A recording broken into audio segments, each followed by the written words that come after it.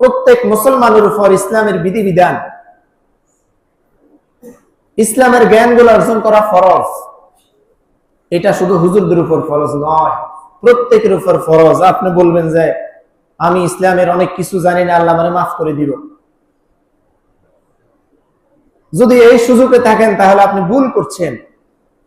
আপনি বলেন যে আমি পড়াশোনা করতে পারি নাই, ছোটবেলা থেকে মা বাবা আমাকে কাজে লাগাই দিছে, ছোটবেলা থেকে কষ্ট ক্লাস করে আমি কাজকর্ম করতেছি, আমি ইসলাম সম্পর্কে তেমন কিছু জানি না, আল্লাহ আমার মাফ করে দিল। না, এই সুযোগ নাই। আল্লাহ তাআলা 1 নম্বরে ধরা দিবে, তুমি কেন শিখো না। 1 নম্বরে শিক্ষা করা ফরজ ছিল, আপনি ছোটবেলা শিখতে পারেন নাই, এখন তো শিখতে পারেন। এখন এমন আধুনিক যুগ বের হয়েছে, আপনি ঘরে বসে কোরআন মাজিদ শিখতে পারেন, ঘরে বসে মাসলা মাসাইল জানতে পারেন মোবাইলের মাধ্যমে। কিন্তু মোবাইলটা আমরা ব্যবহার করি শুধু অন্যায় কাজে। মোবাইল খুললেই শুধু কোথায় নাচ, কোথায় গান, কোথায় নাটক, কোথায় সিনেমা, কোথায় হাসির একটা কৌতুক। আমরা শুধু মোবাইলে ওগুলাই চাই, বারবার শুধু এগুলাই আমরা চালাইতে থাকি, কিন্তু মোবাইলটাকে আমরা ভালো কাজে ব্যবহার করি না। আজকাল মোবাইল আমাদের সবার হাতে আছে, বিশেষ করে যুবকদের প্রত্যেকের হাতে কম বেশি বড় মোবাইল আছে, যে মোবাইলের মাধ্যমে সে পৃথিবীর সবকিছু জানতে পারে, পৃথিবীর সবকিছু ঠিকই জানে। কোথায় কোন সংবাদ, বাংলাদেশের কি খবর, বাইরের রাষ্ট্রের কি খবর, খোঁজ খবর আমরা সবাই রাখি, কিন্তু ইসলামের খবর কি এগুলো আমরা মোবাইলে সার্চ করি না।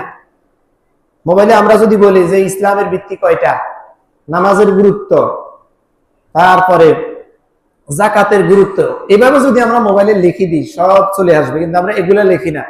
আমরা মোবাইলে লিখি যে বাংলাদেশে আজকে কি খবর, আজকে কয়জন অ্যাক্সিডেন্ট হয়েছে, কয়জন দর্শন হয়েছে, কয়জনের কি হয়েছে, আমরা এই খোঁজ খবর গুলা নিয়েই আমাদের জীবন চলে। কয়দিন নিবেন এই খবর?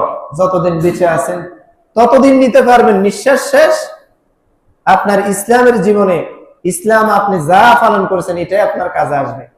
যতটুকু নামাজ পড়েছেন এটাই কাজে দিবে, যতটুকু আপনি ইসলামের আইন কানুন পালন করেছেন এটাই আপনার কাজে দিবে, অন্য কিছু আর কাজে আসবে না। এই কারণে আমাদেরকে দুনিয়ার জীবনের সবকিছুর পাশাপাশি আখিরাতের বিষয়গুলোকে একটু সম্পৃক্ত করা। শুধু দুনিয়া নিয়ে ব্যস্ত হলে হবে না, আখিরাতের বিষয়গুলোকে এটার সাথে একটু লাগাই দেওয়া, যে আমার দায়িত্ব শুধু পরিবার চালানো না। 1 নম্বর ফরজ বিধান হচ্ছে নামাজ পড়া, 2 নম্বর ফরজ হচ্ছে আপনার পরিজনের খাবার ব্যবস্থা করা।